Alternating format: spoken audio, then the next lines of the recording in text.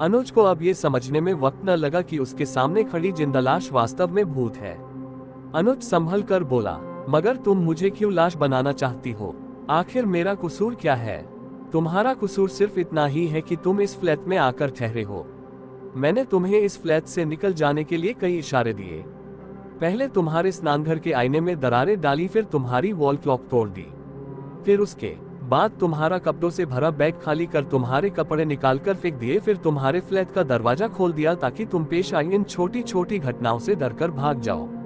मगर तुम बहुत निडर निकले, इसलिए अब मैं तुम्हें किसी भी कीमत पर जिंदा नहीं छोड़ सकती। मगर तुम मुझे इस फ्लैट से क्यों निकालना चाहती हो? क्योंकि इसी फ्लैट में 2 आदमियों ने मिलकर मुझे मार डाला था। उसी दिन से मैं इस फ्लैट में रहती हूँ। पर ऐसा तुम्हारे साथ क्यों हुआ? उन दोनों आदमियों ने तुम्हारा मर्डर क्यों किया? अनुज ने पूछा। क्योंकि वो दोनों मुझे उठा लाए थे। इस फ्लैट में लाकर उन्होंने मेरा बलात्कार किया था, फिर उसके बाद मेरा कत्ल कर दिया था। तब से उनकी प्रतीक्षा में मैं यहाँ रहती हूँ। एक दिन वो दोनों यहाँ जरूर आएंगे और मैं उन्हें अपने हाथों से खत्म कर दूंगी। इसके लिए इस फ्लैट का खाली रहना बहुत आवश्यक है। ठीक है, तो मैं ये फ्लैट छोड़कर अभी चला जाता हूँ, अनुज ने पूर्ववत स्वर में कहा। नहीं, वह आदेशात्मक स्वर में बोली, अब इस फ्लैट से तुम्हारी लाश ही जाएगी।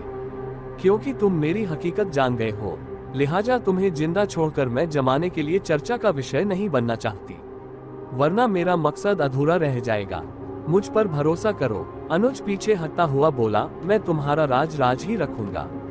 मैं तुम्हारे बारे में किसी से कुछ नहीं बताऊंगा। मेरा यकीन मानो, मुझे जाने दो। अनुज गिड़गिड़ाने लगा। तुम जिंदा यहाँ से नहीं लौट सकते, युवती ने कहा। मुझे जाने दो। कहते हुए अनुज इस हद तक पीछे हटा कि अब और पीछे नहीं जा सकता था, यानी उसकी कमर दीवार से सट गई थी। लड़की डरावना भाव चेहरे पर लिए उसकी ओर कदम उठाने लगी। अनुज का दिल जोर जोर से धड़कने लगा। आंखों के सामने उसे अपनी मौत नाचती नजर आने लगी। अपने बचाव का उसके पास कोई रास्ता तो रह ही नहीं गया था। वह किसी भी कीमत पर मरना नहीं चाहता था, मगर उसके न चाहने पर भी उसकी मौत निरंतर उसकी ओर बढ़ रही थी। अनुज हर पल इस सोच में था कि किसी सूरत से कोई बचाव का रास्ता सामने आ जाए तो तत्काल स्वयं को इस बेवक्त की मौत से बचा ले। लेकिन उसके सामने सिवाय उसकी मौत के और कुछ भी न था। मौत हर क्षण उसे अपनी आगोश में भर लेने के इरादे से उससे निकटता बढ़ा रही थी। जब वह जिंदा हुई लाश उससे केवल 4 कदम के फासले पर रह गई तो अचानक अनुज का स्वर उभरा। वह बोला, ठहर जाओ, मैं मरने से पहले अपने मुंह में गंगाजल की कुछ बूंदें डालना चाहता। वह युवती ठहर गई, बोली, ठीक है। तभी अनुज गंगाजल लेने आगे बढ़ा। वह गंगाजल लेकर वापस युवती के पास चला आया। वहां आते ही अनुज ने सारा गंगाजल उस लड़की पर उंडेल दिया जो मरकर भी जीवित थी। गंगाजल उस पर गिरते ही उसमें आग लग गई।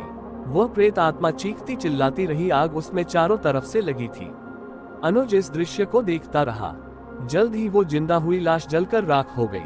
शरीर भस्म होते ही उसकी आत्मा रोशनी बनकर खिड़की से निकली और आकाश की तरफ चली गई। भस्म हुए शरीर की सारी राख खुद ब खुद वहां से गायब हो गई। उस वक्त अनुज ने राहत की गहरी सांस हलक से छोड़ी।